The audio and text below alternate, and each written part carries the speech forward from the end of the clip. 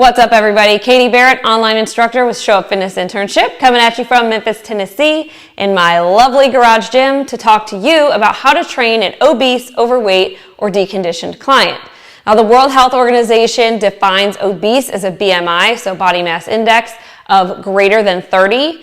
Overweight is 25 to 29 BMI, and a deconditioned person is someone who has just been out of the gym and is not conditioned to work out, all right? So we're gonna start with our CCA. If you're unfamiliar with this, I teach programming every Wednesday at 12 p.m. Pacific time, 2 p.m. Central, 3 p.m. Eastern, where we talk a lot about CCA programming, all right? So CCA stands for core accessory. Not necessarily this core, but our core patterns of movement: squat, hinge, unilateral, horizontal push, horizontal pull, vertical push, vertical pull, transitional, and jumps, okay? So normally when we program, we have a core pattern, followed by an accessory, which is a single jointed movement like a bicep curl or a tricep extension, all right?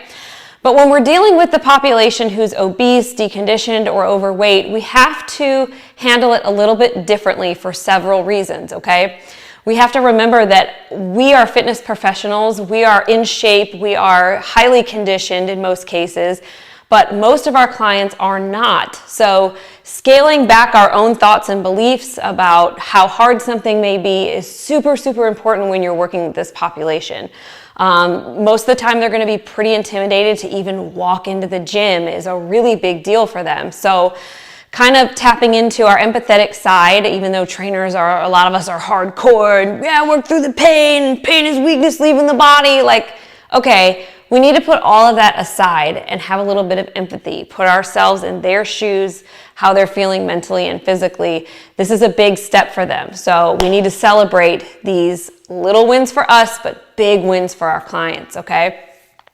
So the first thing I want to say is if you're at a corporate gym, generally people are going to drive there and they're going to walk in from the parking lot. So this is a really good opportunity for you to observe your client. Are they completely winded and out of breath? Like, was that walk from the car to the gym literally a workout for them? And in most cases, it's going to be. They're going to be winded. So we have to just observe what we're seeing, okay? Our visual cues, are they sweating? Are they red? Are they talking? Are they completely out of breath? Are they gasping for air? Okay, these are some cues that maybe we need to just really slow it down, okay?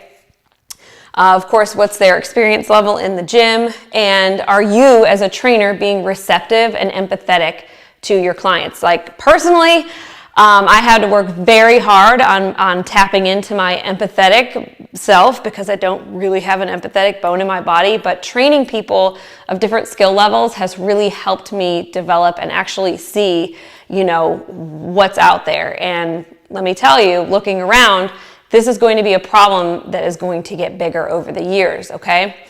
So this is what a normal core accessory workout is going to look like. We have our 1, A, and B, and when it's written like this, it's generally signifying that you're going to go from exercise 1 to exercise A to exercise B, and we're going to do that 3 times, okay?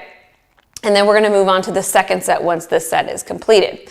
Now, what we want to emphasize is most obese or deconditioned or overweight people are not going to be able to make it through an entire CCA, okay?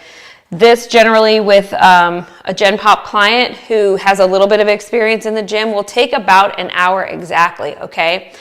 But when we're working with this special population, we need to be able to take out certain exercises and regress it to who we're working with. So I always say, don't train the program, train the client that is in front of you using all of these cues, okay? So I've started out with our squat pattern in a body weight squat. Of course, we know we have to be able to regress this if possible, or if needed rather.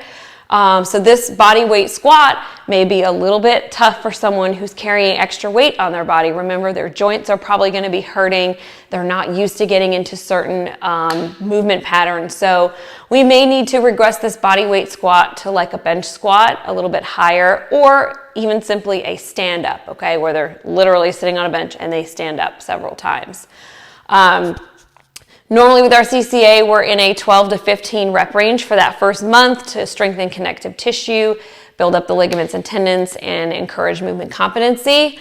But with these clients, we may only be at 8 to 10 reps to get started, okay? We don't want to overload that client so much that they're discouraged from coming back or that they're embarrassed because they could not do the reps that you have programmed. So using all these cues, go ahead and just observe, and being a great trainer, you're gonna be able to say, okay, well, this is too hard, so we're just gonna regress it for the next one. Of course, not saying that out loud, keeping that in our head. If you have access to a landmine, we're going to be doing a landmine press. You can do that standing to engage the core a little bit more. I like to do a staggered stance with that, or you could do it seated if it's just too much for that client, depending on their weight. And then I've got them going into an elevated plank, okay? So we could even be here, 24 to 36 inches high, like just depending on what your client can do. So if this ends up being too hard, we may just cross out this accessory, and we may just cross out that second core pattern of movement, okay? I usually keep my programs on Microsoft Word, and I'll do like where you can put the line through the word so that I know that we did not complete that exercise, so we remember to revisit that next workout, okay? Then we're gonna go into our second set with a step up. Now, of course, we don't wanna throw our client on a 12-inch box, okay? So I'm thinking a plate, those thick rubber plates, or a couple of plates stacked up, or some lower surface, maybe 6 inches, to get our client started. We want to make sure that that surface is stable for our client, okay? One big thing with this is to not let your client slam down on that down foot, because that's going to be a lot of weight coming down on their joints and on their ligaments and tendons, okay? So a low step up, any type of range that's going to fit that client will be good reps. Into a banded lat pull down and tricep extensions. Once again, if we're seeing that our client is completely gassed, we're going to start off crossing off this core pattern movement, and maybe we're just doing this core pattern and this accessory. Okay, so we have a multi-jointed exercise into a single jointed exercise. Okay, so you have several options here to regress. Then we're going to move to floor bridges. All right, no weight on this just yet, just getting them moving. Chances are the last time they laid on the floor may have been a while. So we want to just keep that probably no weight for like the first couple of weeks. But once again, training the client in front of you.